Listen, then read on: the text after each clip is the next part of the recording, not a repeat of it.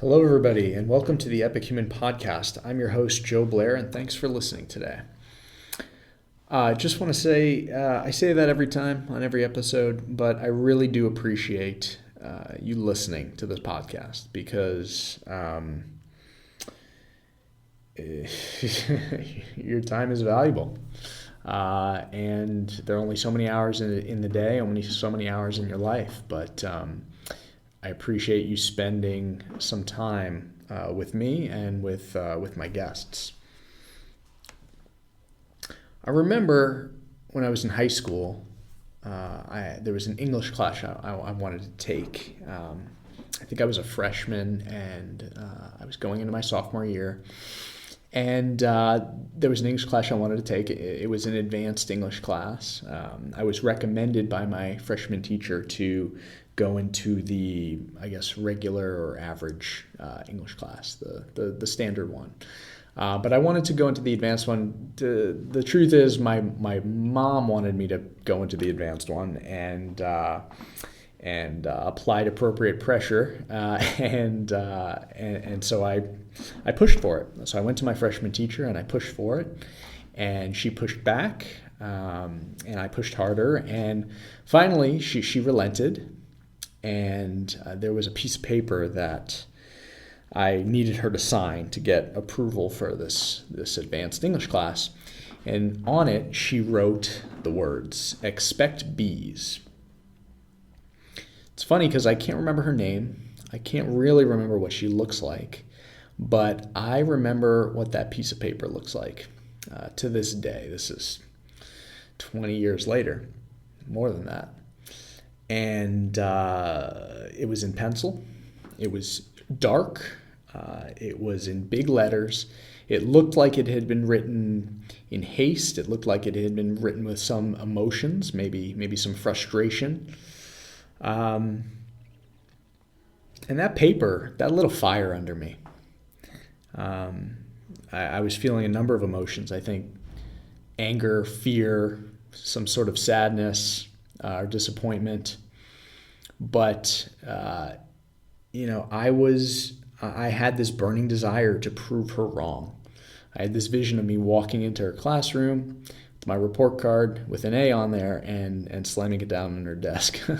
I never did that, but that's how I felt. And so I did get an A, and I'm fired up just thinking about it because it was a pretty powerful motivator. And even though I'm not in English classes anymore, it still motivates me to this day, to be honest with you. Today's guest on the podcast knows exactly how I feel. Greg McNeal has been an underdog his entire life. Here's a person who came from very humble beginnings and has achieved a level of success now that is truly spectacular. This guy on paper is just incredible. I mean, he's a tenured professor of law and public policy at Pepperdine University. He's a co-founder of AirMap, the world's leading aerospace management platform for drones. He holds a master's in public administration from American University. He's got a JD from Case Western.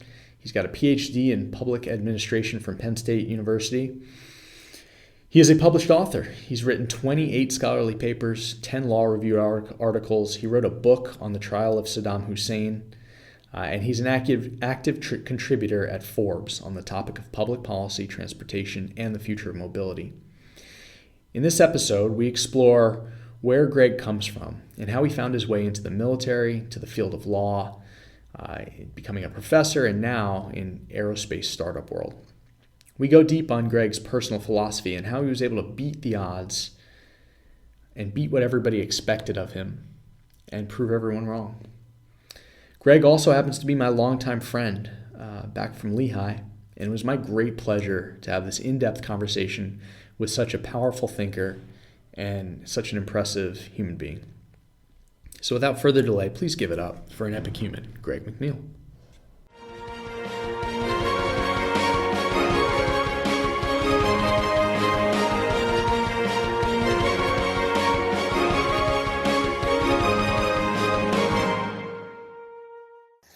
Hello, everybody, and welcome to the Epic Human Podcast. I'd like to welcome our guest, Greg McNeal. How are you today, Greg? I'm great. Thanks for having me on. I've been looking forward to this for a while.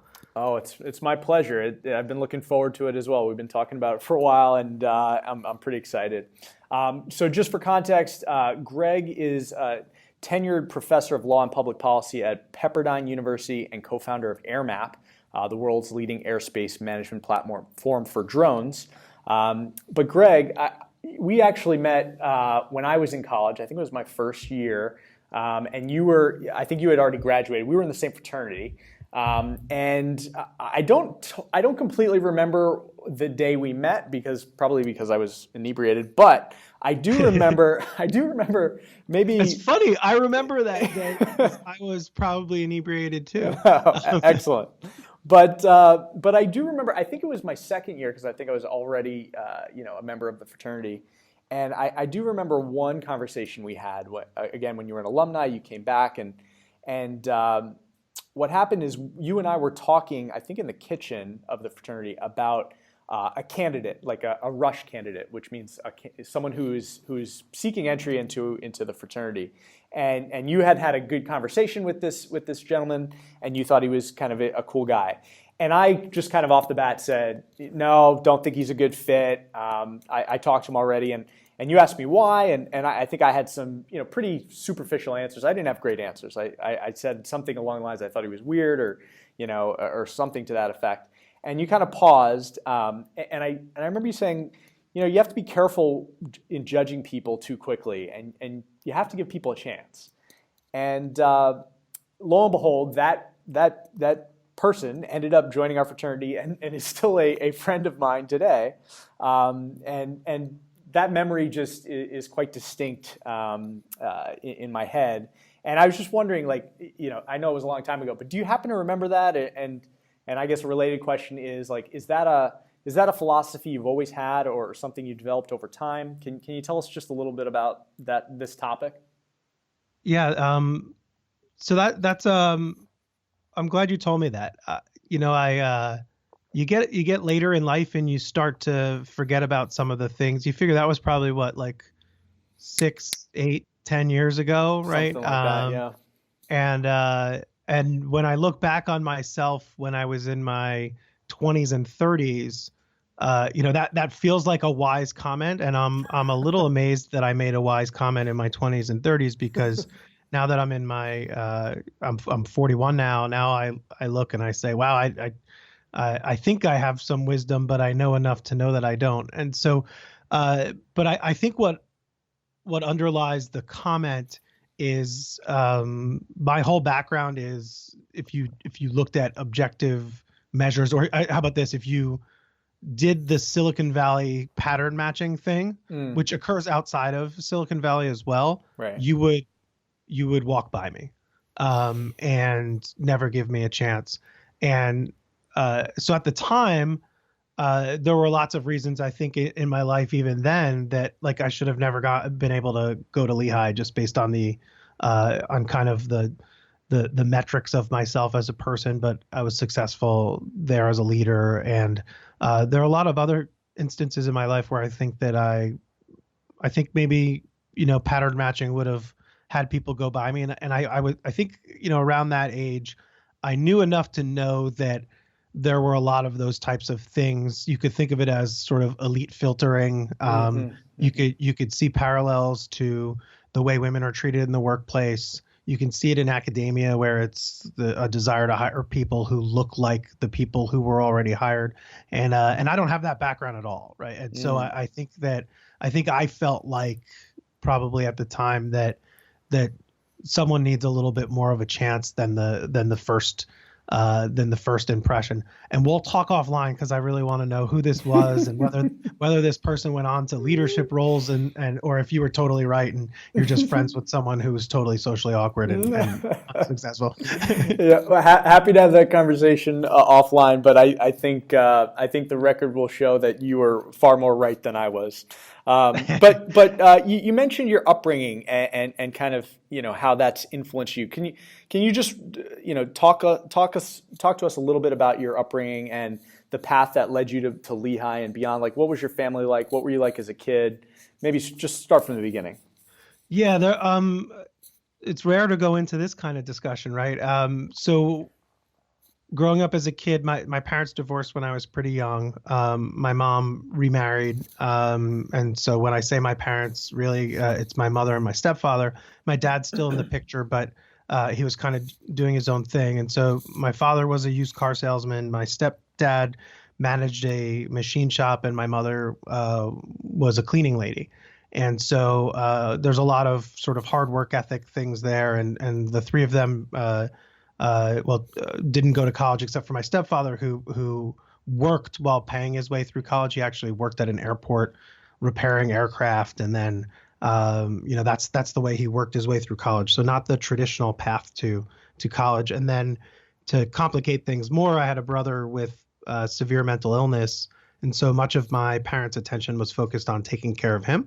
And so I had to learn how to be pretty independent. And my mom jokes that when it was time to go to college, their plan for me was that I would go to community college for 2 years, then I'd transfer to a public university, and then I'd get what, immigrant families. My mother's part Mexican, my grandfather sort of off the boat Italian. And so the thing that a typical immigrant family would do, which is you get a good job with a pension and a retirement. And, that was the ambition. For me as the first kid in the family who was bound to go to college.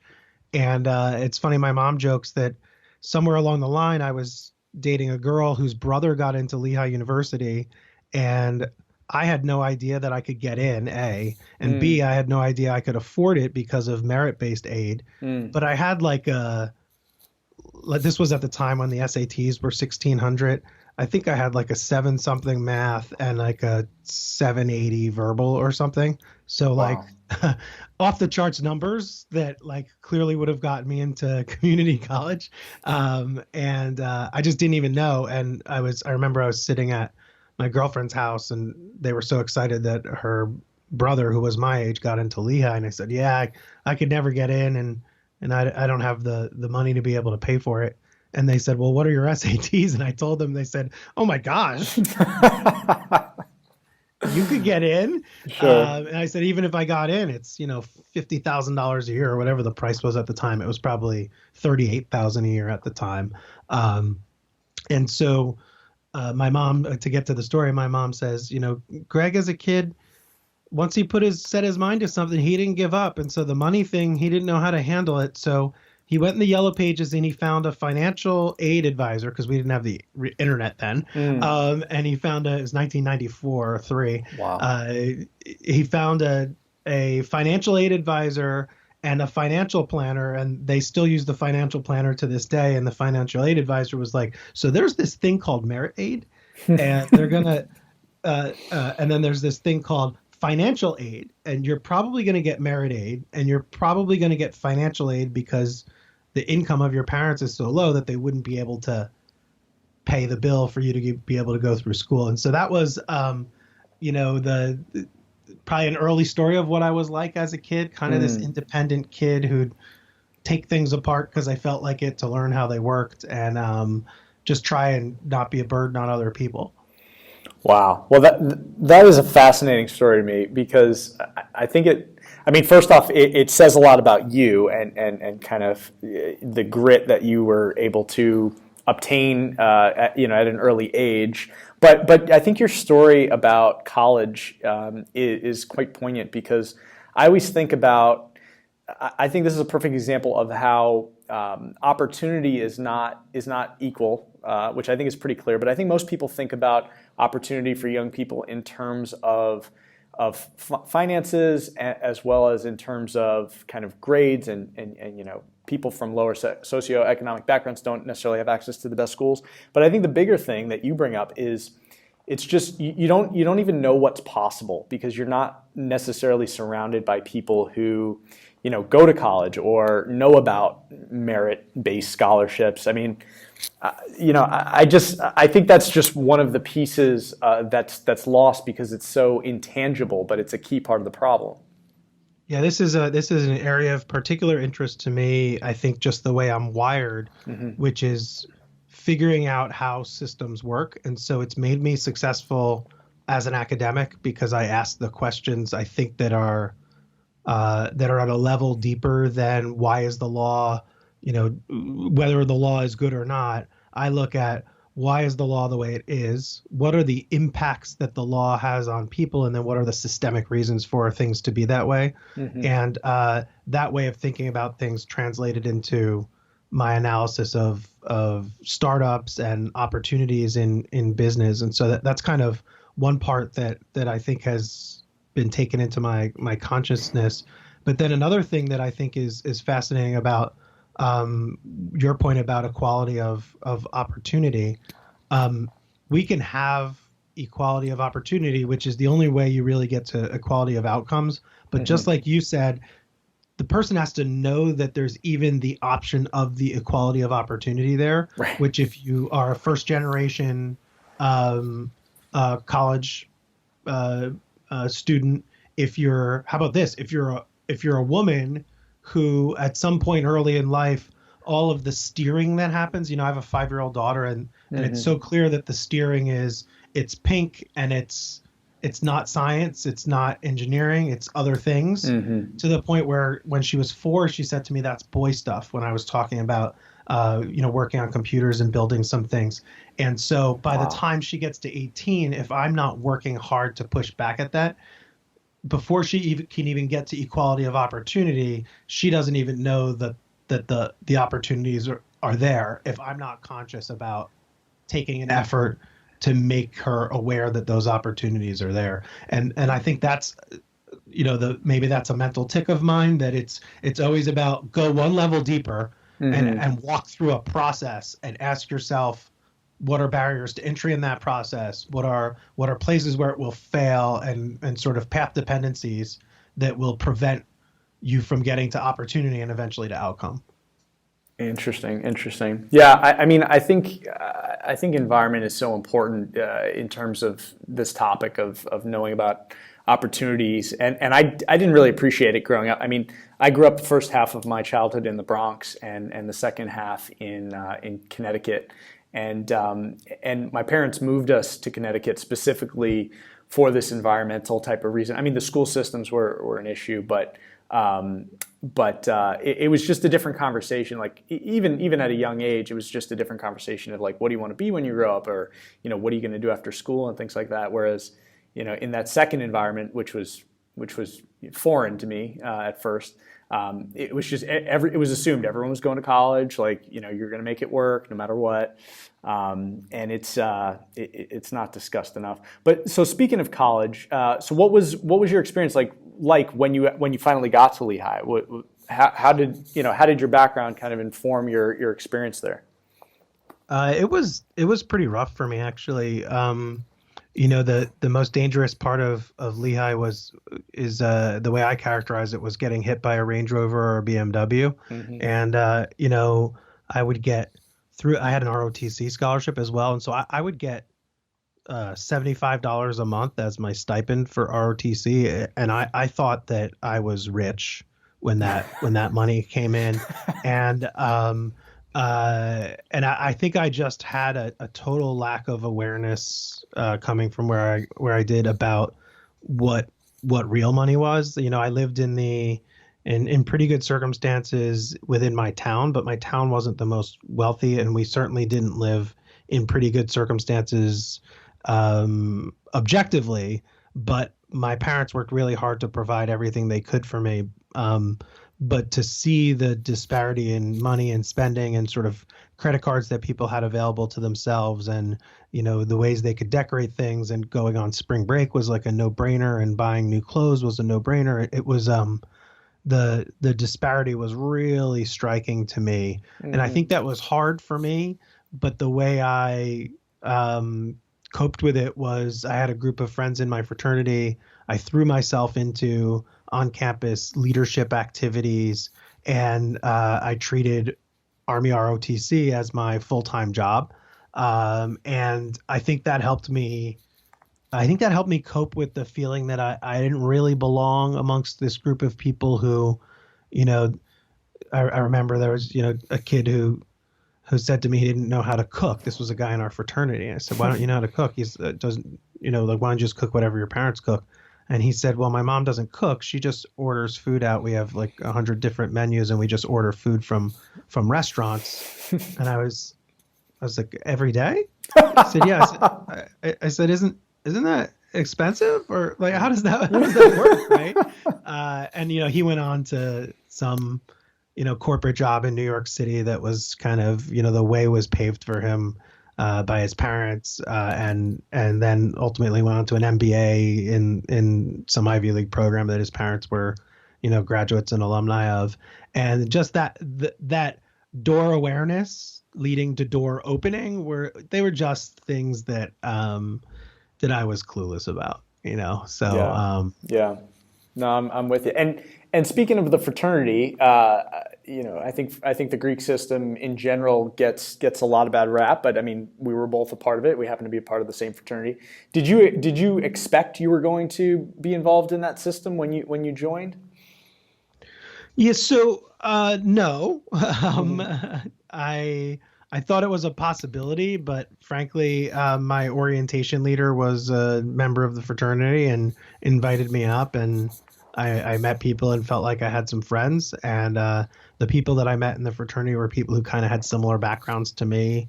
We weren't the fraternity next door, as you know, was the Range Rover BMW fraternity. Yeah. And ours was the hand-me-down Chevy, right? Yeah. I mean, my car was a 1987 Mustang that I bought for $1,800 from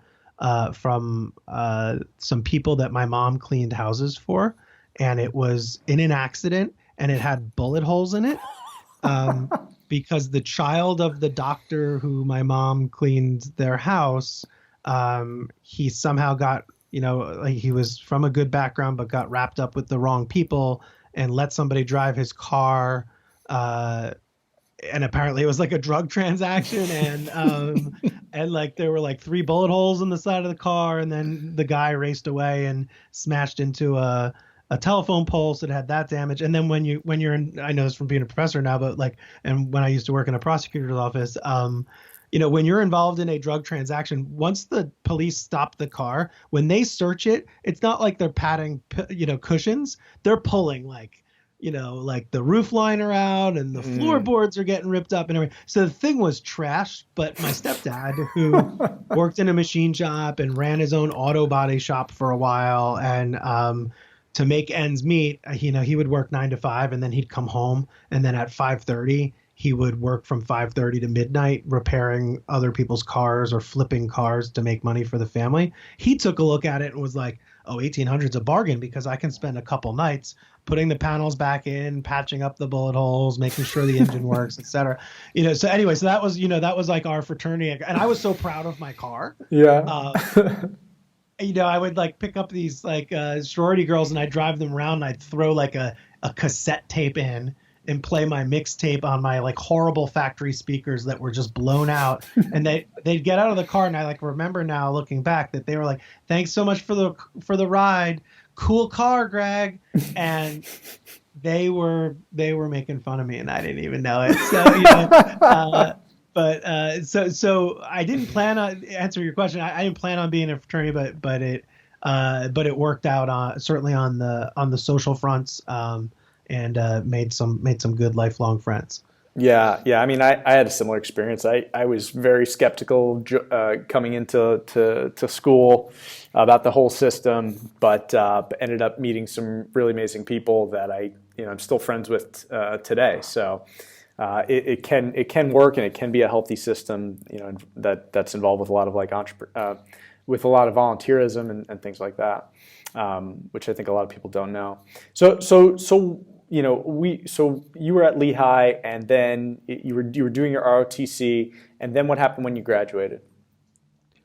So because I had an ROTC scholarship, I was able to go straight into the Army. So I had a guaranteed job. Right. I think the starting salary was $21,000 a year, somewhere around there, plus housing money.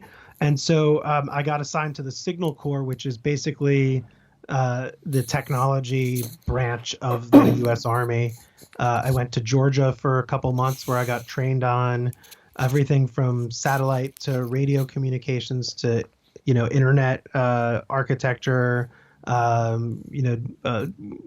LAN creation, fiber optic cables, microwave satellite shots, microwave radio shots for long distance communications, systems administration I was a Microsoft Exchange system administrator, and a whole ton of different things related to the person who basically occupied the information technology function in an Army unit. And then after a couple months of that training, I went to Korea where I was stationed in what at the time was the most forwardly deployed Army unit because we weren't in combat at the time. So the most forward deployed unit you could be on was the Korean demilitarized zone. And I had 46 soldiers and 16 civilians that I was in charge of.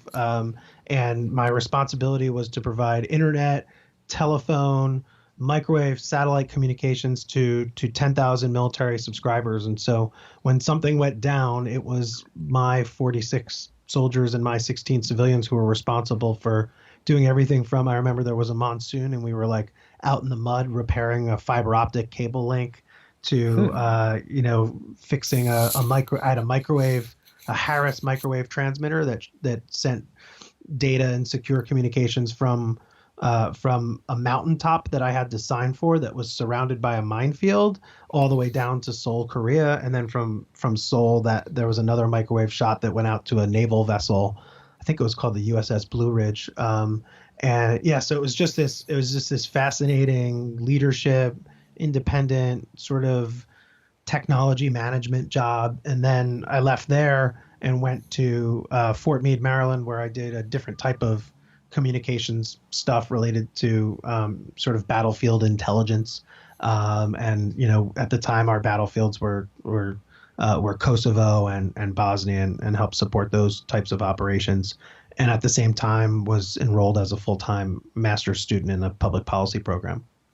And did you have a technical degree undergrad, or did you learn that all kind of on the job? So no, this is funny. I went to a magnet high school, which was called High Technology High School, which is, to the extent that U.S. News matters, it's consistently ranked one of like the top 10 public magnet high schools or specialty high schools in the country. And so I had I was using the internet in 92, 93, 94 in high school, and doing like coding and programming and all kinds of stuff, computer-aided drafting and design. And I had this technical background. Then I went to Lehigh, and again, like stupid kid who didn't know anything and didn't have any mentors, someone said to me, just take classes that you're interested in. It doesn't matter what you major in. And so I didn't have anybody to run that theory by.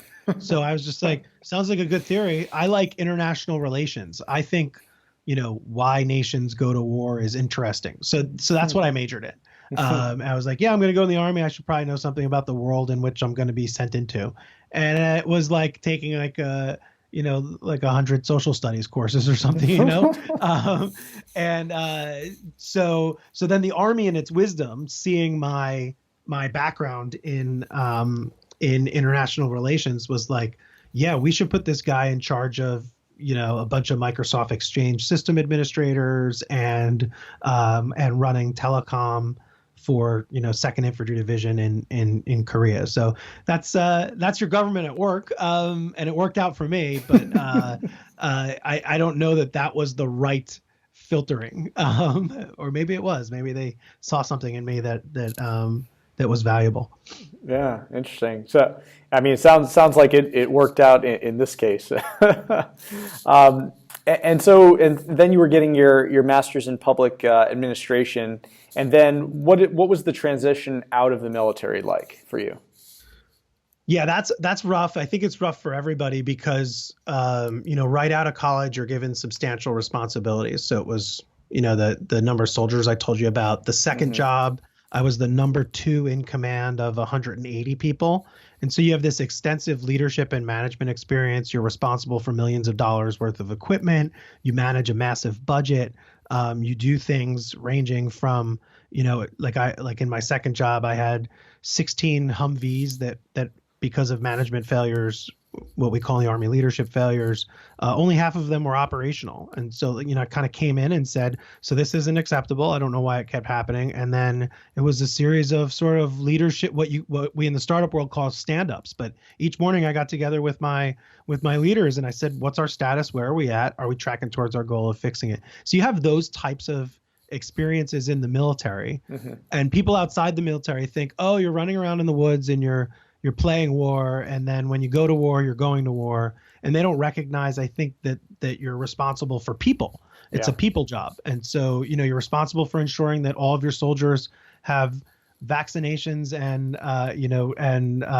dental done so that they can deploy on a moment's notice. You're responsible for the vehicles, the equipment. The equipment isn't just military equipment, right? It's desks and it's basically startup stuff, right? You got to set up a new office. You got to do all this stuff. Some of it's provided by the government, but you'd be surprised how much of it is parallels private sector life, right? You buy, instead of buying from Office Depot, you buy from a GSA website to get the furniture in, and you manage all of those things in the same way like a good sort of ops manager at a startup is running these things.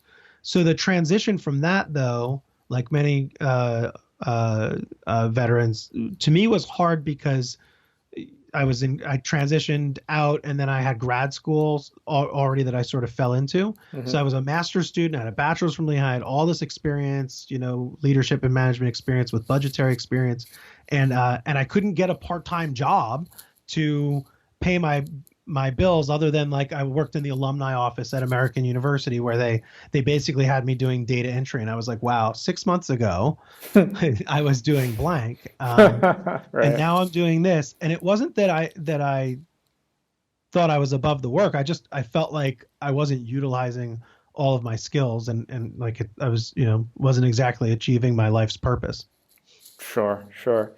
I think another misconception people have, and maybe you can address this, about the military, is that the leading of people is just inherently different. Because I think a lot of people assume you're in charge. There's a hierarchy, and therefore you just you say the word and things happen.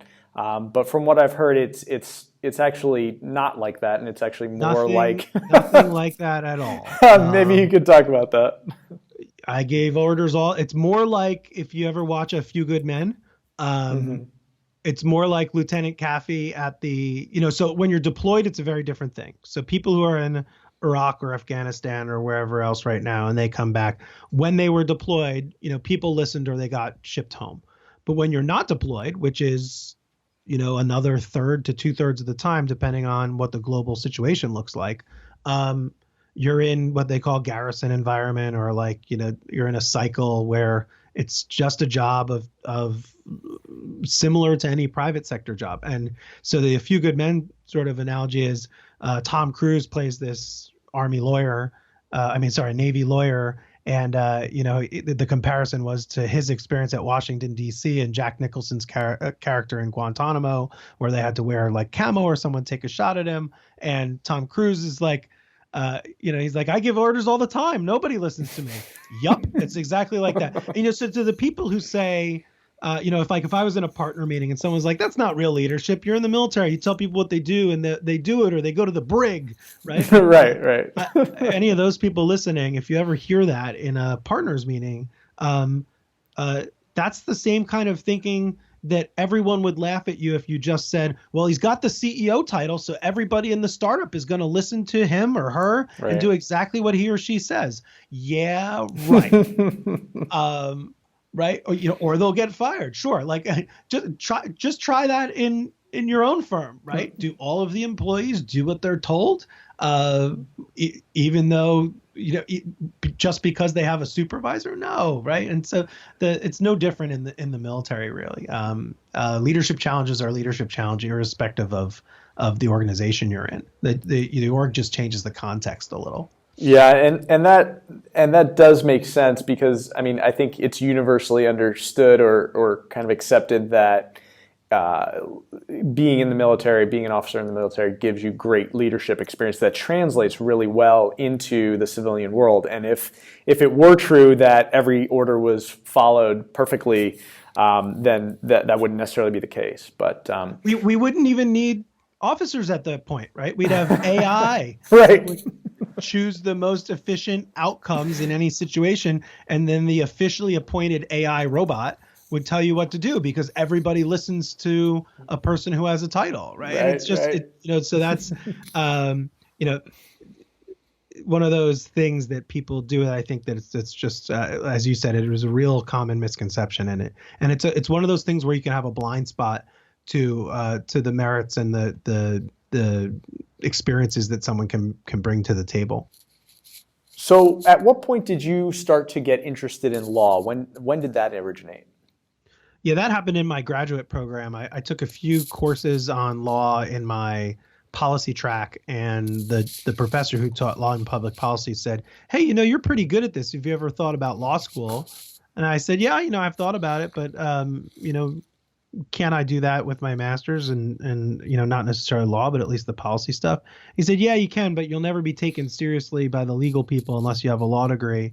And so it's better for you to get a law degree and the master's to be really a trusted law and public policy person as opposed to a person who just knows a little bit about policy." So I took the advice. Always one data point of advice at this point because I was still in my 20s, and applied to a couple law schools and ended up getting a good scholarship to one and decided to go there. And Case Western Reserve, that's in Cleveland, right? Yeah, Cleveland, Ohio. And I had gotten into Georgetown, but I didn't have a scholarship. So I went to Cleveland, and this was still kind of poor kid thinking because in hindsight, if you want to do law and public policy, you have to be in DC or you have to be in a state capital. And then law is as elite snobby as you can possibly be. The question is always, where did he go to law school? What were his grades, right? Those would be the questions that would be posed about me. So when I say he, I'm personalizing. I'm not making it a kind of a gender comment. Right. And and so those would be the questions that would be posed to me, and they're still posed to me now, right? Where'd you go to law school? Like as if that's the most important indicator of my life's accomplishments at 41 years old. Like, where did I go to law school? And where you go to law school is purely dependent upon two factors. What was your GPA in undergrad and what was your LSAT score? So you look at people who are considered elite, lawyers. They went to Harvard, Stanford, or Yale, usually, maybe Columbia or Chicago or NYU, right? Top 6 law schools. And the reasons they got into those law schools were they had a good GPA in undergrad and they got a good LSAT score. What's the number one way to get a good LSAT score? Spend 90 days in an intensive LSAT preparation course, which requires you to have 90 days where you can not be working and the money for the LSAT course, right? And so, so this is me being, kind of harsh about the status of sort of everything. My angsting about everything is that it becomes an elite finishing school sort of thing, right? Totally. The idea that ever in my life I would have 90 days to sit and do nothing other than work on my $10,000 LSAT course. Like when have I ever had a 90-day break? I'd have to get hit by a car and be in a coma to get a 90-day break, And so so on the numbers, I got into Georgetown, but I didn't get a scholarship, and so I went to Case Western. Nice. And maybe you could tell us a little bit about your very influential professor and kind of how law school unfolded in an unexpected way. Yeah, totally. So I get into law school. First year was fine. In my second year, I took a course on counterterrorism. Having been an Army officer, I thought, I could probably handle this course. This will be pretty good. And so, it's like 2003 at the time, I guess. And he was a retired lieutenant colonel from the Israeli Defense Forces, and he just started saying things that I wasn't sure were correct. And at the time I wanted to kind of brand myself as like a counterterrorism policy expert, Hmm. because that was the really hot field at the time, and a little bit of homeland security. I thought it was interesting. I thought it was a good blend of my personal background and my interest in policy. So that was the kind of the reason I was in his course. And in parallel with that, I was running a blog focused on law and terrorism, and it was getting, I mean, I was up there in like Instapundit, who's this famous like blogger, linked to me. I was getting linked to from famous like big time inbound traffic. I mean, the traffic Hmm. numbers were through the roof. Wow. And So I was following all the developments in terrorism at the time, blogging about them, and had like a big followership. And so I took this class with the professor, and because I was spending, a couple hours a day every day reading about and thinking about counterterrorism policy, when he would start to say things in class, I'd be like, let me push back a little bit, or like, hey, in my experience, whatever it might have been, right? And so, because he wasn't a regular academic who went through all the elite finishing schools, his name's Amos Giora. He was very good at saying to himself, "Oh, I like this. I like someone who's pushing back. Um, better to have a friend who's pushing back at me, or bring this kid in, than Mm. to put my stuff out there when it hasn't been vetted by someone with a skeptical eye." So after about the second class of me being um, the real participant in a seminar, he came up to me and said, "Greg, you're going to work for me. You are now my research assistant." And I said, "I am?" He said, "Yep, you're going to go to some office." And then this is the quote. "You're going to go to some office. I don't know what the office is. You're going to get some paperwork. I don't know what it is. You're going to fill it out, and I'm going to start paying you money to help me." And I was like, "Well, what does the job entail?" He's like, "A lot of what you just did, but you're going to read my papers and you're going to tell me if you think they're good. And then you're going to fix all my footnotes and do all of the menial tasks that I expect you to do because you're a law student. But what I really want is I want you to apply your mind critically and shoot holes in everything that I do." And for the second year of law school and the third year of law school, he gave me a title. I was like fellow in terrorism and homeland security, and he gave me authority. He's like, "I can't go to this event. You've got a master's. You were in the army. Go to this event." And I show up, and I'm there as Amos Giora's deputy, like not as some law student Right. doing like note taking tasks. And I'm seated at the table with like a two-star admiral and an FBI special agent in charge of a field office, and we're doing a desktop exercise on counterterrorism. And it was, lesson learned from that, right? A person, a leader, a mentor who said, "Cool, I think you've got a few things to offer. Take this ball and run with it, and I'm not going to place any limits on how far you run." And Mm. that's just cool, and I do that to this day. And maybe it comes off as tough love with my research assistants, but I benefited from it, and so I'm repeating that with my research assistants, and then I repeat the exact same thing at AirMap. At AirMap, we'll hire people, and in startups, you have to learn how to do everything. And so I'll work with my colleagues at AirMap to say, like, well, let's just give it to so and so, see how they do, let them Yeah. run with it, right? That's quite the Israeli kind of model as well, or at least the personality that they're known Oh, for. totally, Just totally, hey, you yeah. push back on me. I like that.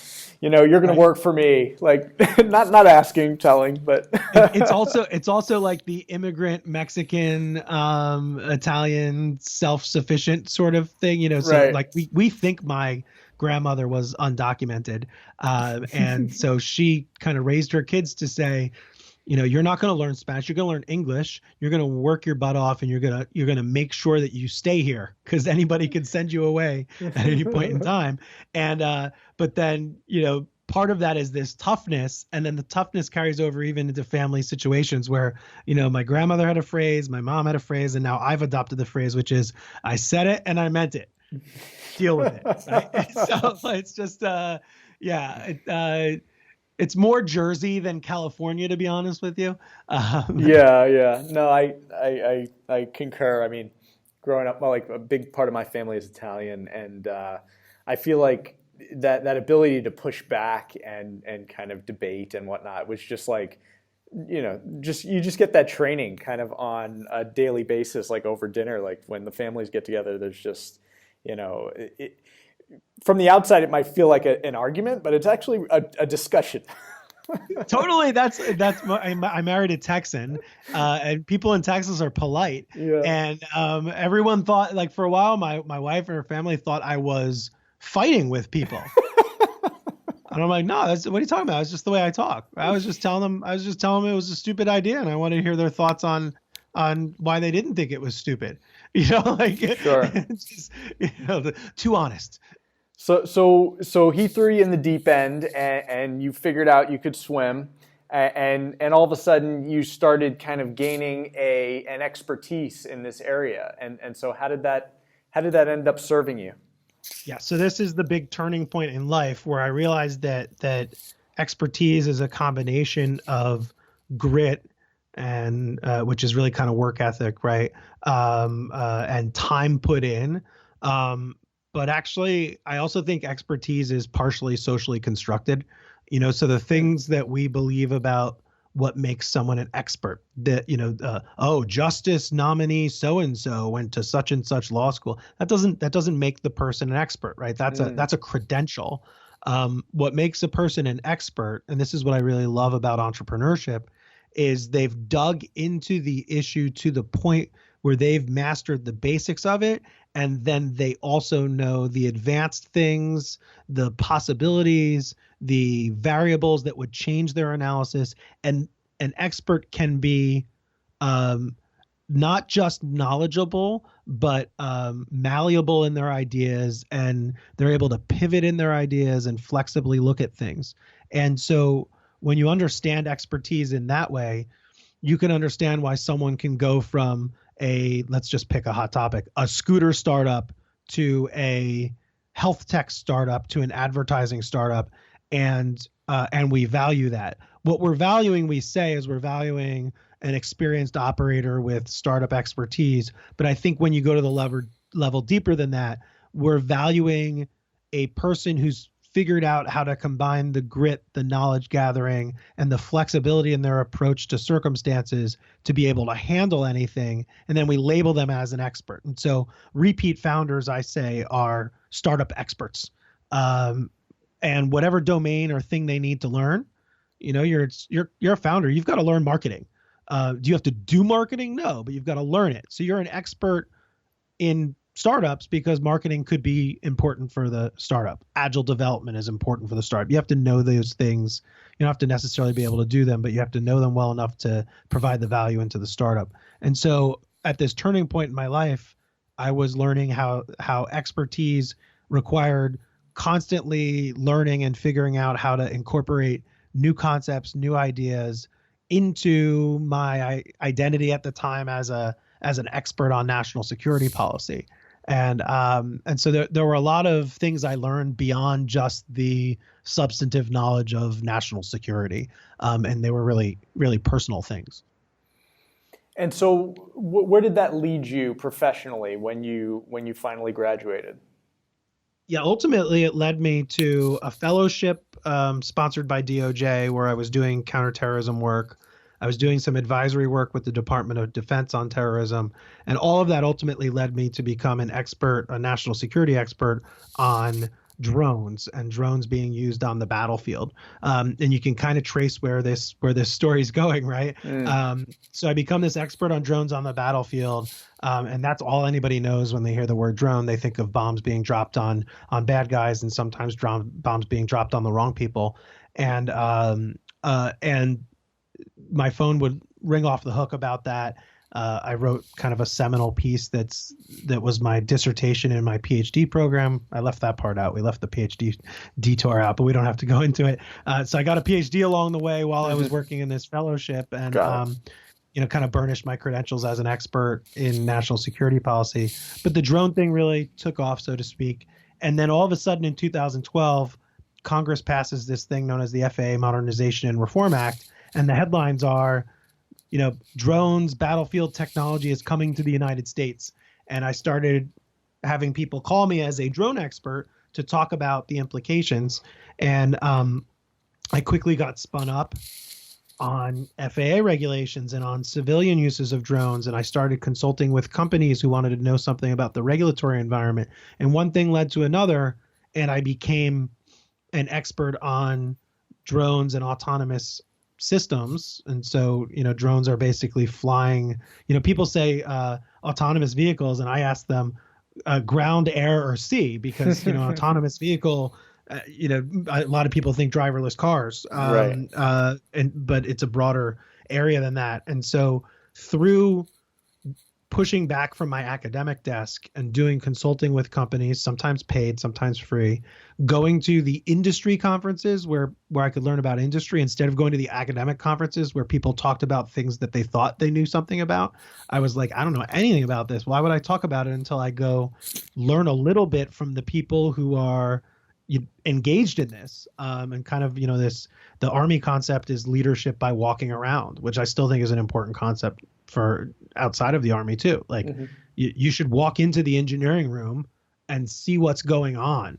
I know they like it dark and off in the corner with headphones on, but you got to walk in there sometimes and you have to see what's going on. You have to pop into the daily stand-ups. You have to kind of touch things, even though some things in startups are not touchable, they're intangible. So that was something I was doing then by going out, literally touching drones, flying drones, going to different places to learn about them. And I became a drone expert, according to others. And I felt like I had some drone expertise too. And that ultimately kind of led to the point where I realized that I had some entrepreneurial ideas that I should pursue on my own.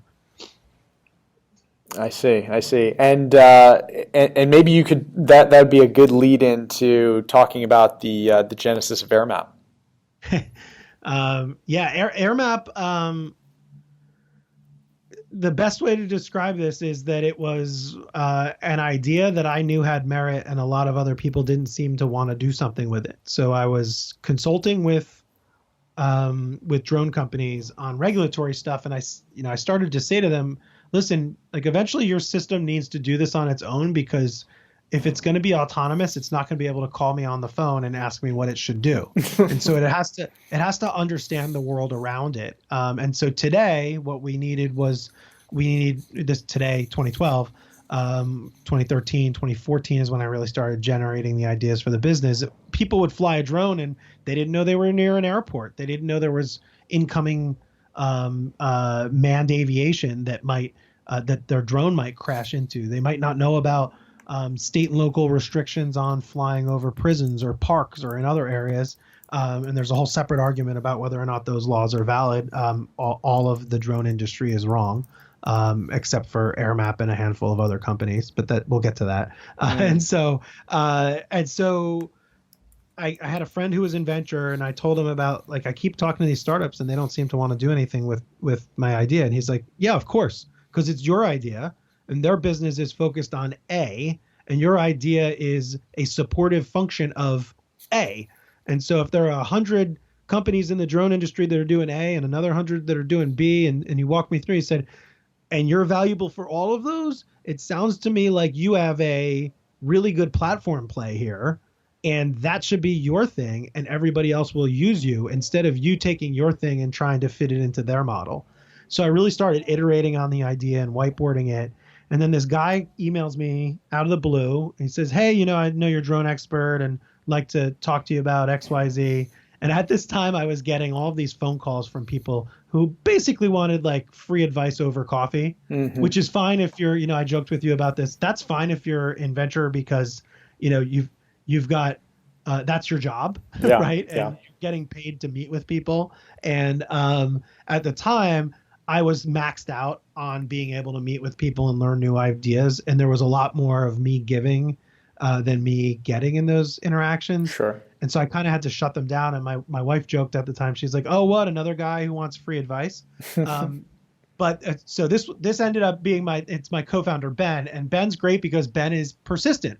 And so I said, hey, let me, I'm jammed up right now.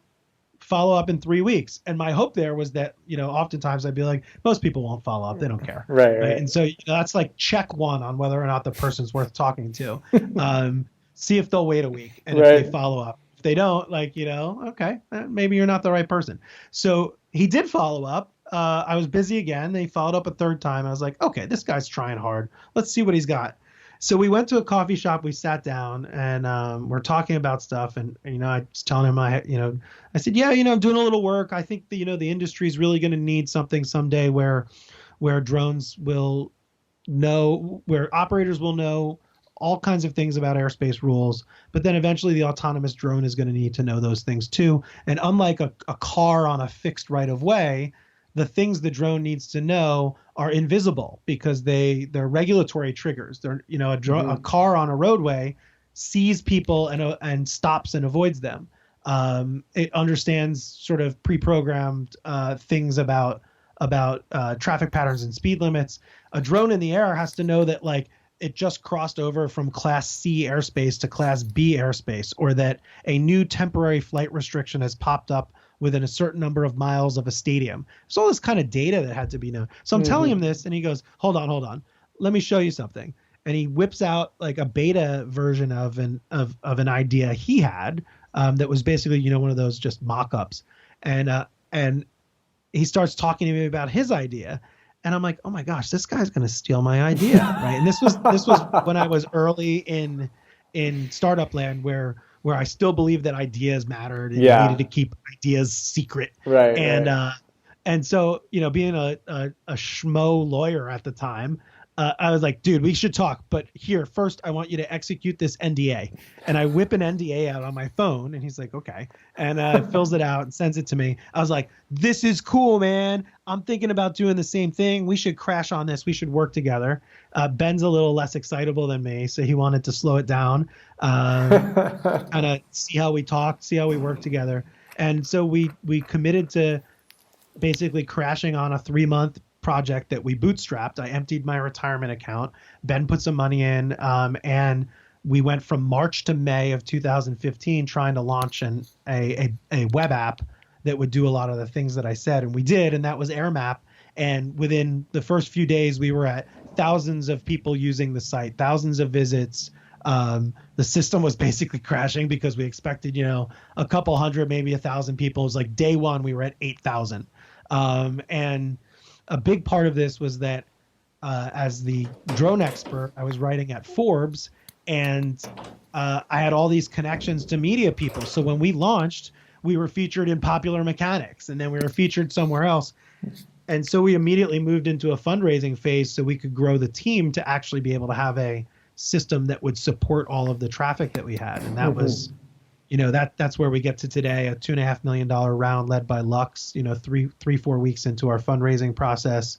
A $15 million A led by General Catalyst, a $26 million B led by Microsoft Ventures, the biggest lead investment that Microsoft Ventures has made to date, and they've made dozens of more since 2017, I want to say, when we raised. And so that kind of takes us to today, where this little idea we had is now in hundreds of airports. We provide 90% of the authorizations for the FAA for drones to fly near airports for the FAA. We provide the entire drone traffic control system for the whole nation of Switzerland. We just closed that contract. It's a nationwide contract with big time upside potential. And then we have a bunch of other nation states in the works where we are in two forms of disruption right now. We're disrupting heavily regulated industries, and we're disrupting the sort of sycophantic, I don't know what you would call them, the leeches of the aerospace industry who live on government contracts. And we're showing up at meetings before they're there. We're just doing the kind of work that if you have an MBA, right? When you read disruption theory, like we're doing that. And these are legacy players in a heavily regulated industry. And so at the same time we're doing that, I'm crafting my own I could write a book about it someday, my own theories of disruption of heavily regulated industries. And it is wild and it's awesome and it's exhausting and it's, all of those things that you get with having a startup that's having mostly successes, and it's crazy. Wow. I mean, what an incredible journey. And I happen to know a few of the people that you mentioned, including Ben and folks like at Lux, like Bilal and Microsoft. And you have an outstanding group of people. You two have amassed an incredible group of people around you and around this idea. And congratulations on all the progress. Thank you very much. Just curious, because you mentioned it. What are some of the learnings that you've had in terms of building startups in highly regulated industries? Because the context is that traditional VC kind of avoids a lot of these industries because they think, well, you have to deal with the government, you have to deal with some sort of regulatory policy happening, and that provides uncertainty, that provides risk. So let's just avoid it. But what we've seen in the past years is that some of these old industries that are highly regulated are starting to get disrupted or starting to adopt more innovation. So I'm just curious, what are some of the kind of broad lessons that you're gleaning from your experience? Yeah, the big lesson is that Silicon Valley is horrible at this, and venture guys are horrible at this, and there's a massive opportunity. And so I consult with a few venture firms right now, and I think the opportunity, when I say massive, there's just industries that capital doesn't go into. And so the people who put capital into those industries are going to have big successes, right? And so the easy examples are Uber and Lyft, right? Heavily regulated taxi industry. But look at the other places that they're going into now, right? They're going into scooters, they're going into aviation. Why? Because they figured out that a little bit of kind of what my theory is, which is that it's not as risky or as uncertain as people in venture would make it out to be. In fact, it's predictably irrational. There are things that happen because of pathologies within government, right? And so you might have, I'll give you an example. We went to the FAA. We had rolled out a system that let drone operators tell the airports that they were flying near the airport. We had hundreds of airports in our program. And when I say airports, like you push a button in the AirMap app and it lets LAX or SFO or Denver International or Houston know that you're flying near the airport. That is life-saving, valuable technology. Hundreds of airports loved it. I went to the FAA and the FAA said to me, and I was not surprised. I was surprised at the candor. An FAA official said to me, I love what you're doing. I think this is amazing technology. But let me tell you something. You're not going to get anybody at the FAA to sign off on this. I said, what? I'm a little confused because you just said you love it. He said, don't get me wrong. I'm your biggest fan. But this is new and this is different.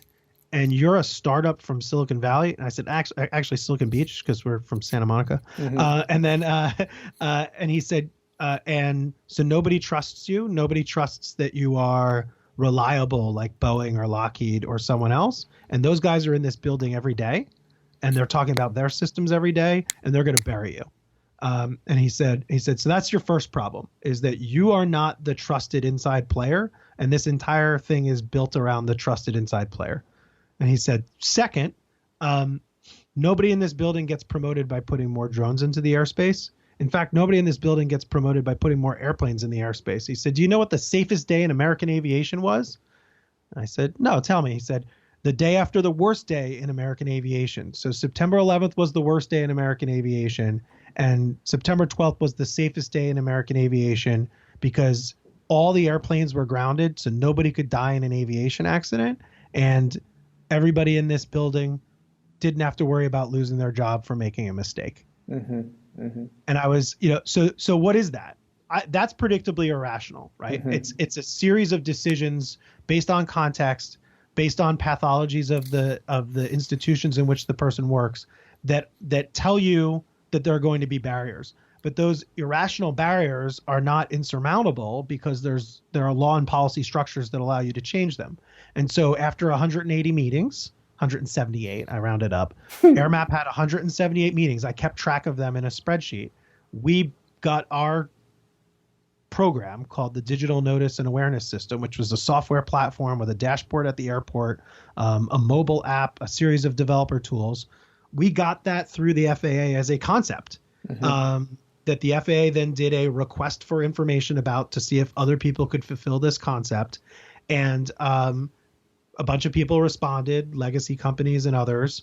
44 responded. It got down selected to 12. And today the program is called LANCE. That's the FAA's acronym. And the approved providers are AirMap, Verizon. It's a company called Skyward, but they were bought by Verizon. And so AirMap, Verizon, Boeing, Raytheon, and Google. And Amazon. So legacy players and sort of companies, big companies that benefit from slowly changing the status quo. You know, Google and Amazon are not disruptors. They just modulate the status quo in their favor. So they're faster than Boeing, but they're not faster than us. And those companies all publicly traded. And so that is a example of disrupting a heavily regulated industry that if I told that plan to a VC, they would look at it and they would say, first of all, you just imagine that partner meeting. First of all, they have a great plan. These guys know things. Right? You'd get the prefatory, nice comment. And then whoever the cynical partner would be, but let me tell you something, they've got a plan. They're going to talk to some people in the FAA. Maybe there's a process. Maybe there'll be some outcome at the end of this. But then in addition, they're up against Google. They're up against Amazon. And that's before we even get to the fact that they're up against Boeing, Lockheed, Raytheon, and all these other incumbent companies. And you'll get talked out of the room on that because the other potential deal on the table is something that as soon as the money goes in, growth will happen. And somebody will want to put more money on it 6 months or a year down the road, and the IRR will look better for the LPs. That thing's going to fizzle out and die, though. Maybe the odds tell us that it's going to fizzle out and die. Versus putting your money in a place where the immediate returns aren't going to look as good, but the outcome at the end of the life cycle of the fund may be better. Right? You may actually have an exit in there. You may have a profitable company, you may have an IPO, but you have to be willing to get through a couple rounds of funding before the company gets to where it's going and recognize that the milestones may take 12 to 18 months, not 6 months. So you might have to put a little bit more capital in than you otherwise would. That should work in this funding environment where companies that a couple years ago would get 2 million now get 5 million. But the thinking hasn't changed to recognize that if you can cut bigger checks now, and you're trying to deploy more money, then you should deploy that money into things that have a longer time horizon, not things that pattern match onto growth. And so I think Silicon Valley just gets it totally wrong in that way. And I'm not faulting anyone. You just have to know how heavily regulated industries operate. So that's my first lesson, and I'll be short on the second one. The second one is most of the drone companies that I saw did not have, so when people started putting money into them in 13, 14, 15, the investors who put money in them didn't have a good picture of the regulatory environment, and the startups themselves, being tech people, without outside advice or without in the company advice, didn't really understand that, like Jeff Bezos's prediction that in 2016 drones were going to be delivering packages was going to be completely wrong. But I looked at it at the time and I just knew it, because if today you need a new piece of legislation, for example, you're not getting a new piece of legislation to be discussed in the Congress until starting in, so today we're in July. You're not going to get it discussed until March of 2019 before it's even discussed, and it won't get voted into law until the end of the year. Why? Basic civics, right? Congress meets once a year, and the way the process works is there are certain windows when you have opportunities.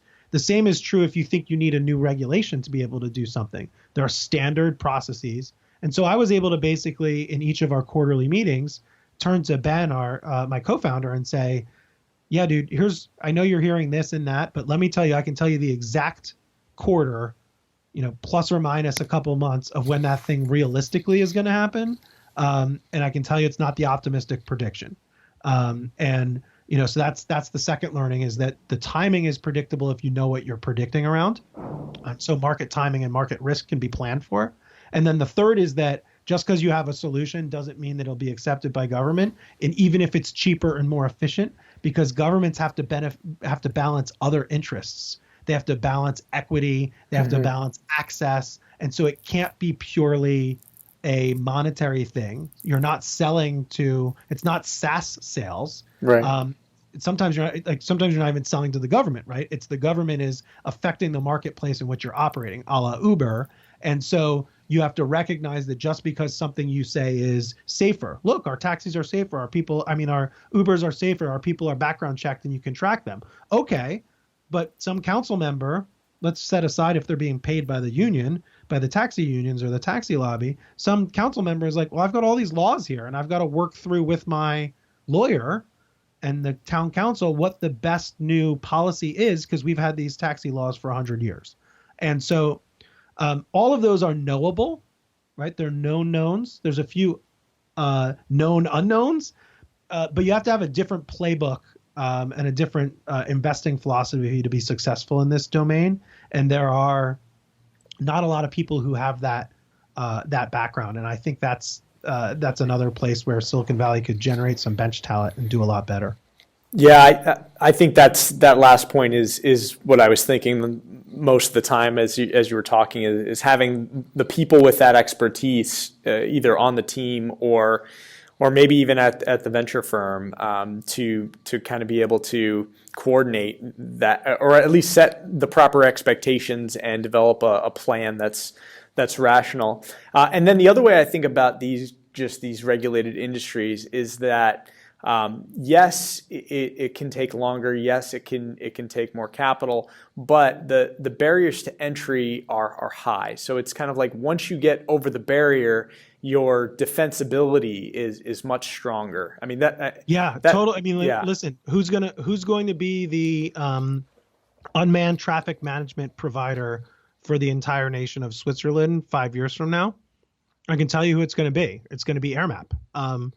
Google's not getting in. Amazon's not getting in. Lockheed, Boeing, Airbus, Thales, Indra.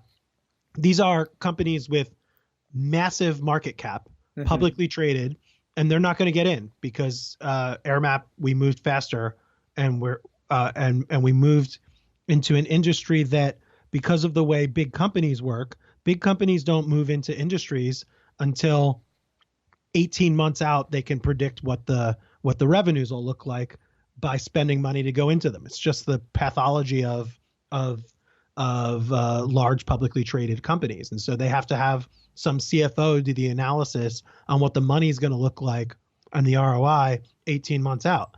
But if you know that the market for something is going to be massive, let's say 48 months out, the smartest thing to do as a startup is to get in there at the ground floor and have 100% of a tiny pie that the large companies are not even thinking about. Yeah. And then 2 or 3 years down the road, they're going to have to pay you to get into that market. And that's I think that's the smartest way to get into these places. Use your speed and your competence in narrowly focused areas to go after the business that the large companies will eventually care about, but they haven't gotten there yet because they don't believe that the regulations are going to change, or they're risk averse and they think in legacy terms, and that's a huge weakness that you can exploit. Yeah, and as you mentioned earlier, this is classic Clayton Christensen's theory of disruption, and then another analogy that I like to use is just a blue ocean strategy. I'd say one criticism I have of Silicon Valley in general is I'm amazed at how frequently big investment firms will just go after the same market that where there are already to 10 other companies doing the exact same thing, and just invest on the bet that, well, there must be there's definitely a market there, and this is a better team, or this has some iterative advantage that we think is going to work out. Whereas a lot of the blue ocean opportunities are kind of ignored because it's deemed too risky, when in reality it could be less risky in the long term. Yeah, that's the herd mentality. Yeah. And like, I've got to get in on this thing because other people are in on this thing and I don't want to be left out. And I wonder if that is just sort of a natural phenomenon that happens with people, sort of like in everything, not just in the professional world, but just in things they do, right? Trends. Why do people have certain hairstyles? Why do people wear certain sunglasses, right? Why is it all of a sudden, this year fluorescent pink and highlighter yellow, like plastic sunglasses are coming back? It's because the 80s are back, right? And people just jump on it, and so so it's easy to critique the herd mentality in Silicon Valley, but there's something underlying it. I think the root causes there and some of the challenges might be that everyone recognizes it, but are you looking inward to say, okay, do we have a clear sense of what our investing philosophy is? Have we created a series of filter questions for ourselves to protect against biases or herd mentality or anything else? And then that way of approaching investing in the side of things that founders don't see will impact what the ultimate portfolio of the company looks like. But it also allows the fund to be honest with their LPs. When their LPs call up on the phone and say, everybody's in scooters, why aren't you in scooters? you have an answer that says, the fact that everyone is in scooters, we told you when we asked you to invest in us, the fact that everyone is in something is not a compelling factor for us to invest in. And so, thanks for your call. I love you, Steve, big investor, Susie, big investor. Mm-hmm. Can you tell me something that makes some of this unique that you think fits our investment philosophy? Because I value your opinion just as much as I value your money or whatever. And I think that kind of way of having an honest conversation leads away from bad choices, and it's more transparent, and it creates a better LP to real partner sort of interaction. And I think that's going on at some places, but at others it's not. I think the best firm at doing this is Bullpen Capital. Bullpen Capital, headed by Paul Martino. They have a very clear investment philosophy. They also don't invest. They also are proud to invest in people who don't match patterns. They're outside Silicon Valley. Other investors won't take a look at them. They're in a marketplace that investors are scared of, like gambling or alcohol. And their track record has been great because they are going to places unlike a 5-year-old soccer game. They're the kids standing outside of the little cluster of 5-year-olds who are chasing the ball, ready to pick up the ball and score a goal. And then they also are good at spotting the trends based on data, based on their expertise, to use another sports analogy, the Gretzky analogy, to skate where the puck is going, not where it is, not where the crowd is, but instead to project forward. My experiences with them, their investors in AirMap, has been fantastic. And I think they have the right approach. They have a philosophy and they stick to it in diligence, in investing, in everything that they do. And I think they're a good group to look to. Yeah, I would agree. I mean, I think they're a great firm, and I'm a big fan of Paul's. Paul, just for people who don't know, also happens to be another fraternity brother of ours at the same school. Full disclosure, I should say I'm an LP in their most recent fund, and so gotcha. I should disclose that. Yeah, well, good. But and I would say that just in response, I think there is one practical consideration which I think probably skews the landscape a bit, is that I think the way some VCs rationalize it is they say, hey, we have to reduce financing risk for our company, so we have to invest in spaces where there are growth investors that are going to follow us, or Series B investors or C investors or whatnot, who are going to follow us down this road in a year. And so I think sometimes they get caught up, investors get caught up in that mindset is like, well, I have to invest in the hot spaces because those are the spaces that are going to get invested in a year. But I think that comes back to bite them sometimes a year later. I think that's wrong. I think it's wrong, right? So if you invest in a company that you need additional fund, you can guarantee yourself that you're going to need additional funding to be able to run the thing, which, by the way, show me how that's not the vast majority of companies, right, that are invested in, right? So most companies raise a seed and probably need an A. And so there is some funding that's going to come down the road, and eventually some of them will need growth funding. But it's wrong to think of it purely as investing in the spaces that'll get the follow-on funding. I think instead it's you invest in a way where it's clear what the milestones are that are necessary to get the next set of funding.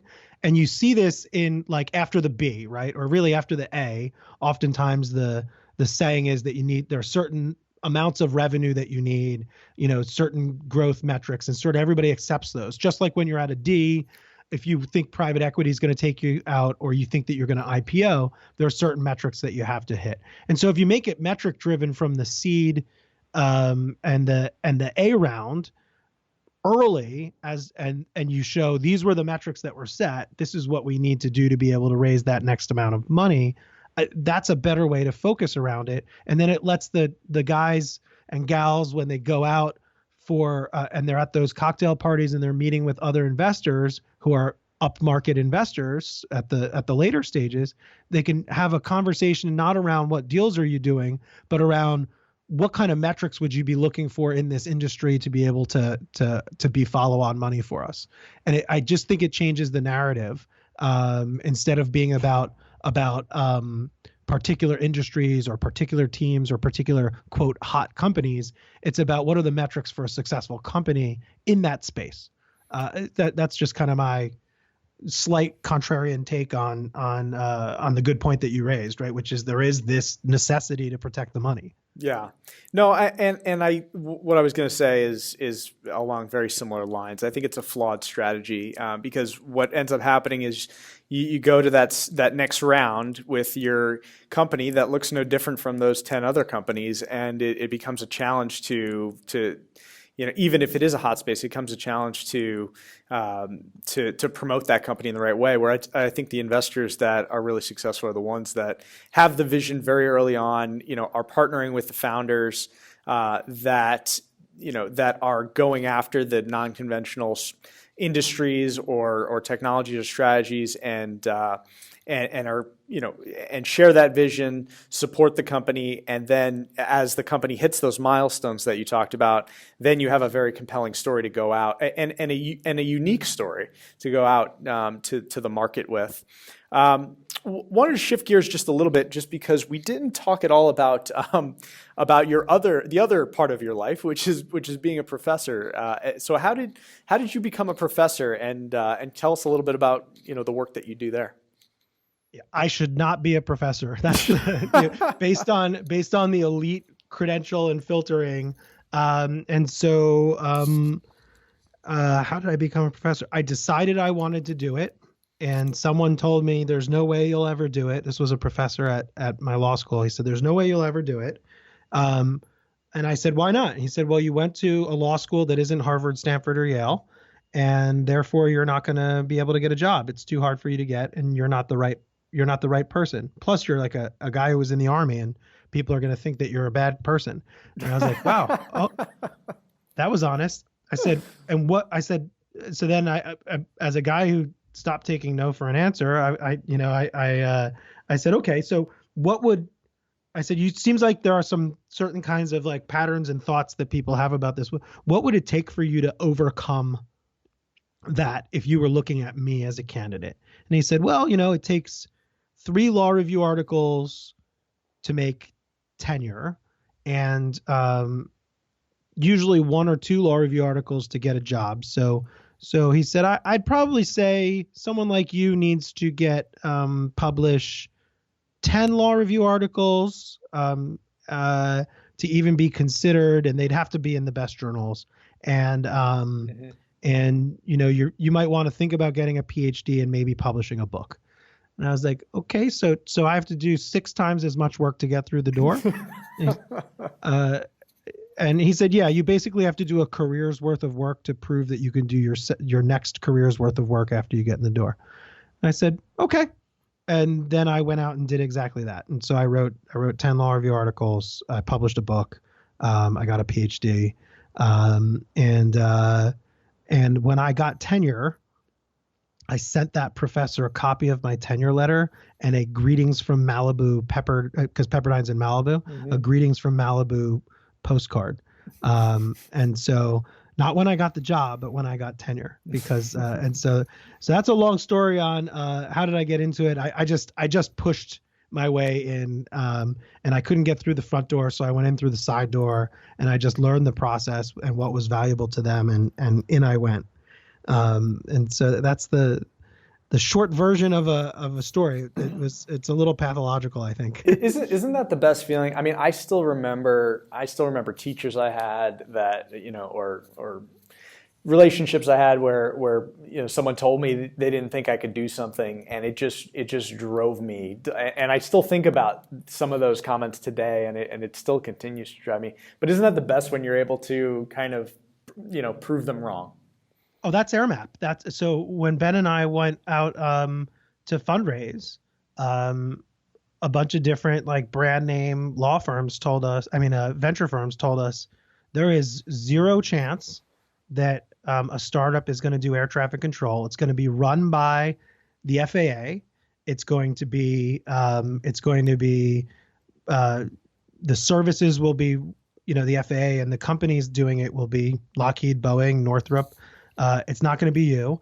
And even if it was you get like the standard lazy VC question, like, how are you going to beat Amazon or Google or Microsoft? Which is like, it's like if I was pitching a refrigerator startup and Google decided to get into refrigerators, I'm not going to beat Google on refrigerators, right? Just like you won't beat Apple. I mean, like they're just like it's a silly, unfair question. But in any case, so we're pitching them, and that's what they told us they told us it wouldn't happen.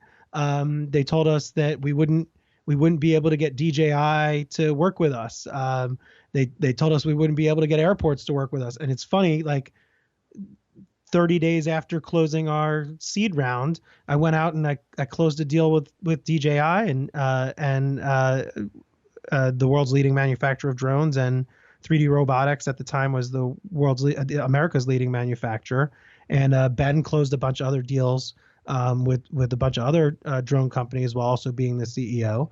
And then we closed deals with 100 airports. And then now we're in the FAA. And each one of those, no way it'll happen, makes me feel so good, to the point where I wish I wrote down all of the objections we heard along the way, so I could circle back and have them as a checklist of like, and that's done. And that's a yes. And I just think that's it's so much fun, and it's so redeeming. It's what makes startups so interesting. I think it's what, when people say you get the bug, I think that's the bug that I'm currently afflicted with. Yeah, and speaking of afflictions, I know an interest area of yours is the startup culture and the mentality that comes with it, and issues in mental health. Can you talk a little bit about your views on that? Yeah, this is I think about when growing up with a brother with mental illness, and so it allowed me to learn a lot about the circumstance. I think it also impacted me a little bit, right? So I think everyone has their own issues, and I think I have this version of something that we reward in Silicon Valley, which we should on the merits, but we also have to be careful to watch out for our people. And so I'm gonna give a moral reason why we should, and then I'll give a pecuniary reason why we should, and that is that the moral reason we should care is we should just care about the people that we're working with. And one of the things we do is this work late hours, work nonstop, do whatever you have to do to get it done mentality. As a former Army officer, I love that. I love that kind of like gritty, push as hard as you can.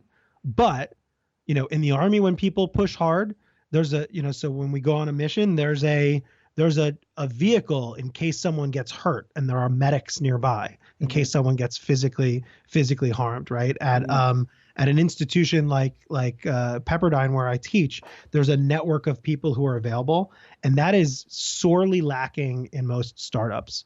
Most startups don't even have an employee handbook early on, and they're not thinking about benefits. And I think their VCs will tell them that looks like a lot of overhead, and you should be focusing head down and getting your products done. I want to say that that's wrong morally, but I also want to say it's wrong financially, because the person or persons who are probably grinding it out the hardest are your founders. And every VC, like, I'll just run through, it's like a standard VC WordPress template. We invest in founders. We invest in teams. Okay, you invest in founders and teams.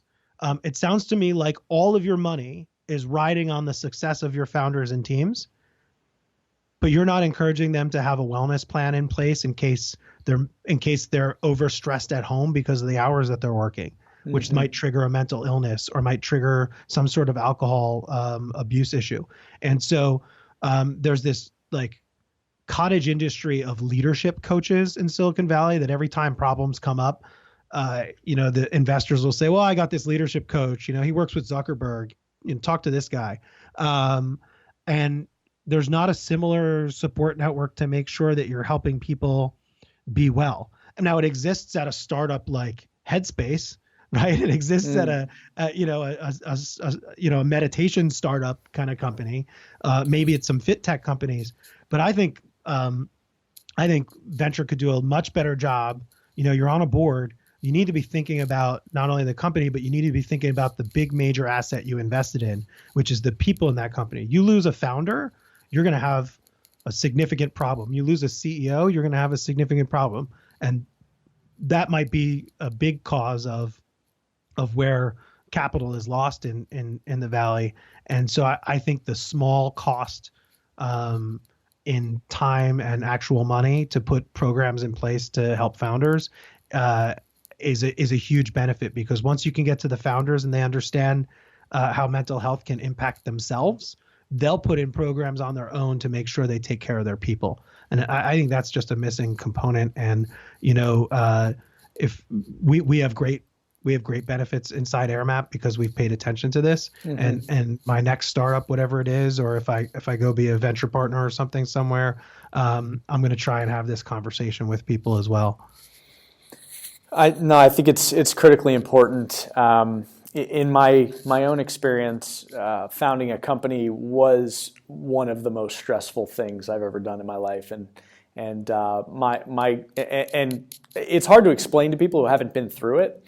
And I always give the caveat that my experience was a very amateurish type experience. I didn't have the added pressure of having raised millions of dollars and whatnot.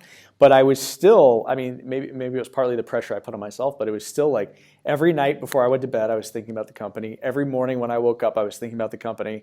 My list of to-dos was, ever growing and never shrinking. I also didn't have the benefit of a co-founder, which I wouldn't do again. I would always, I think if I were to do it again, I would have a co-founder. And then just the other anecdote that comes to mind is, one of the first firms I was working at, I was working with a portfolio company CEO and just doing some regular work together. And years later, I read in the news that he happened to have taken his own life. And I think it was, partly, if not mostly, due to the stress of trying to operate a company that's undergoing a lot of challenges. And I haven't known that many people in my life that have done that, and one of them happens to be in that position. So I think it's a really important issue. Yeah, and what we don't recognize is that so like if we reframe mental illness as just illness, and if I told you that if I told a group of investors that everything that occurs in a startup environmentally is akin to a founder, it creates the risk environment such that a founder might get mesothelioma, right? Or like it's like an asbestos risk.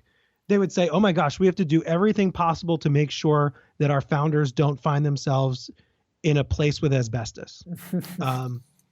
But because mental illness is oftentimes just in society treated as like this thing that like, why don't you just suck it up? Oh, you're depressed. Why don't you just like go find something to be happy?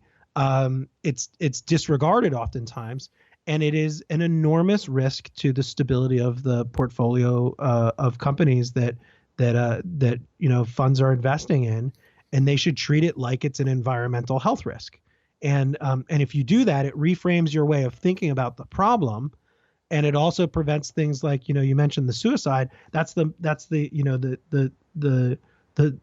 outcome that we see that we remember, but there are so many other negative externalities of mental illness. Like the founder can become, or the CEO or whoever's suffering from it, your CTO, one of your engineers, they become irritable and they become an employment problem, and you have to fire them, but their work is otherwise good. Or maybe their work suffers because they're not cognitively able to handle what's going on, all of which could be ameliorated. And like everyone who that says, everyone you meet who invests says they invest in founders. Yeah. And then their next thing they say is the most important thing that you need to do is build a team of great people. Yeah. Could you imagine if you build a great team of people on the Lakers or the Warriors, and then you don't have trainers and you don't have professionals to tell your highly paid people how they might be suffering injuries, and you don't put in measures in place to prevent those injuries? You would be a failed owner of the Warriors. You'd be a failed owner of the Lakers. But we don't think of that oftentimes enough on boards about how we're failing as partial investors or owners of a company in the same way we'd be failing if we owned a basketball team. Sure. No, that's the perfect analogy, because then you put it in a real context of, hey, this is not only a health risk or a people risk. This is, that it can translate directly to a financial risk that we can mitigate, in a very deliberate, practical way, which might appeal to more financial investors who don't have that kind of social intelligence. So you talked about being a professor. You talked about things going on in the future for you. What's kind of in the future for you? You mentioned writing a book. You mentioned potentially joining,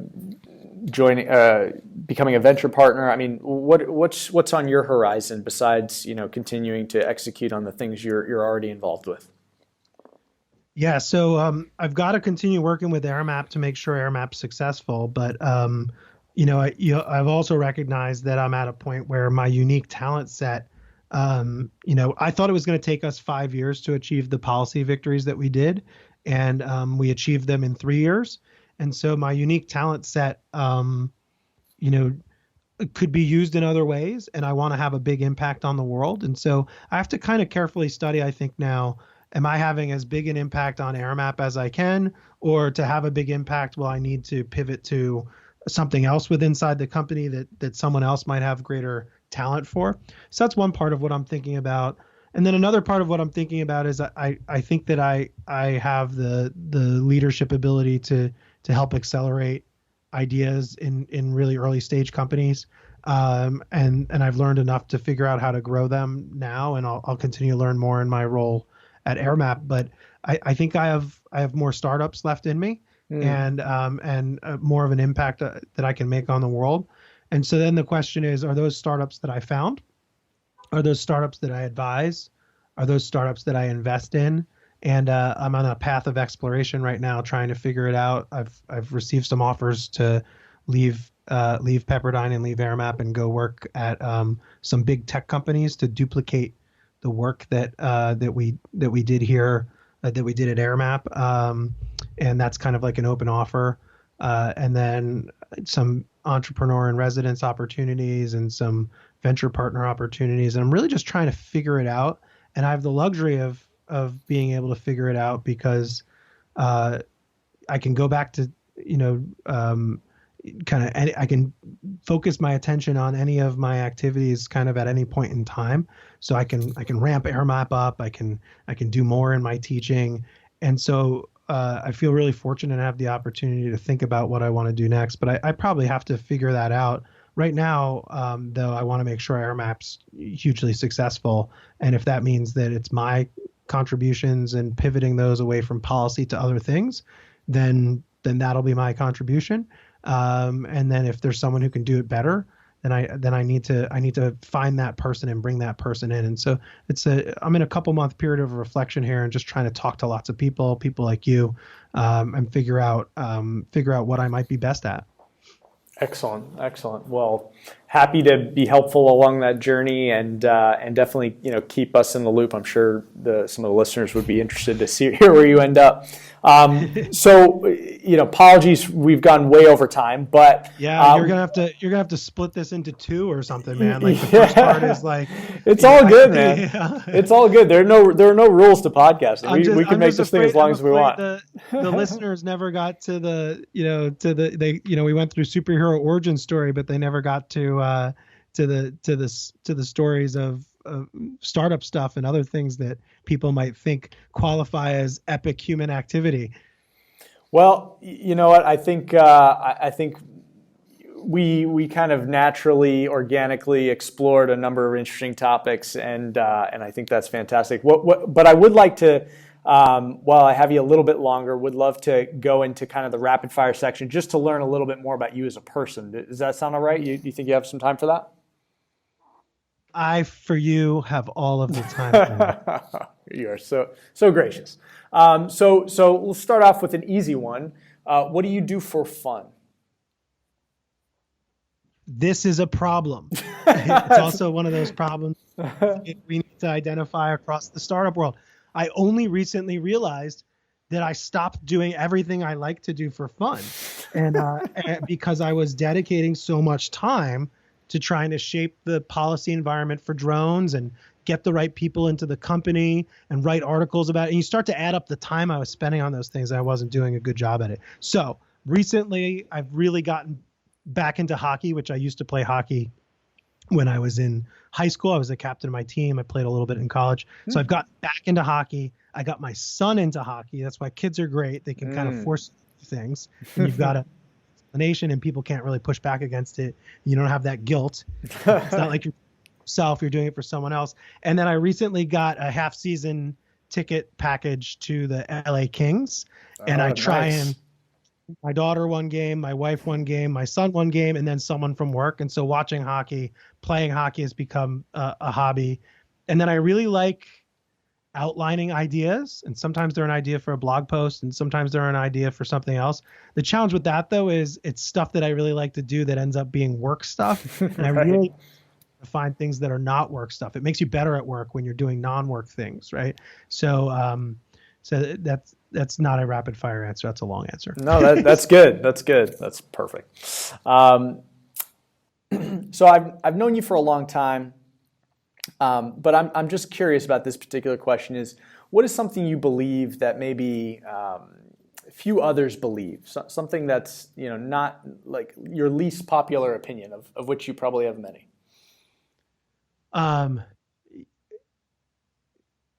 Yeah, I think that contrarianism is not hostility, right? And contrarianism is something that we should reward, and we should always gut check ourselves. I think we live in a society, certainly in the fields that I work in law, where the desire to be right always oftentimes is posturing that outstrips the desire to be open to learning. And so I this is a fault. I'm really my own worst critic. I'm very hard on myself, but I think the benefit of being really hard on myself is that I learn more. I force myself to question things. And I believe that when people outwardly do that, that spirit of debate, that thing we talked about earlier of like, the way the Italian household dinner happens, that we're losing that spirit of debate. And I think that in our political discourse, in our work environments, and I would say this is a thing I believe that, not that no one else believes, but that that not as many other people believe as is probably necessary for us to really achieve our full potential as a society. Yeah, great answer. Great answer. What advice do you have for young people? Let's say they're in school or they're just out of school, not sure what to do with their lives. I think a lot of people have that kind of conundrum. What's your advice for people in that stage of their lives? I get this question from my students all the time, and I tell them you have to do anything. Or another way of saying it is you have to do something. And so if you're waiting for the right opportunity when you're young, you don't know enough about what the right opportunity is. And so you have to go out and explore those other opportunities that are present in front of you. And the act of exploration, that what I said earlier, the act of like learning by walking around or leadership by walking around, ends up getting you to the right place. And so it's not about the job that you have to get. It's about getting something. That's what you have to get, which exposes you to the world and helps you generate ideas about what it is that you want to do and that you don't want to do. Because someone coming straight out of college, especially someone coming straight out of college and then they go straight into graduate school, you end up having a artificially stable lifestyle, and you don't know enough about yourself yet to be able to figure out what you'd be good at or not good at and what you would enjoy. And so I think getting out there and forcing yourself to do something, even if it's, like I said earlier, filing papers at the alumni office, right? I learned I don't like filing papers, and that was an important lesson for me. Yeah, learning what you don't want to do can be as valuable as learning what you do. What is a favorite quote you live by? Or another way of asking that is, if you could put a billboard up for the world to see, what would that quote be? This one's easy. So on Bruce Springsteen's "Greetings from Asbury Park" album, which I grew up in the town right over the bridge from Asbury Park, he has a song called "Growing Up," and there is a line in it where he says, "I stood in the crowded wrath of the cloud, and when they said sit down, I stood up." And that's my anthem. Awesome. Well, I think that's a great note to end on. So the last question I have for you would be, how can people find you, follow you, hear your views on things? Yeah, if you go to G as in Greg, S as in Scott, McNeal, McNeal.com, you'll get my webpage, my contact forms, all that stuff. So gsmcneal.com. or Gregory McNeal on Twitter, or look up my name on LinkedIn. Just do Greg McNeal and AirMap and Pepperdine, and it'll show up. And I'm super excited to talk to people if anything I said resonated with them. Awesome. Well, Greg, just want to thank you for your time. This has been, one of the longest podcasts that we've done, but also one that I've enjoyed the most. So thank you for sharing your views and being so candid, and thanks for everybody listening as well. But thank you, Greg. Yeah, thank you so much for having me.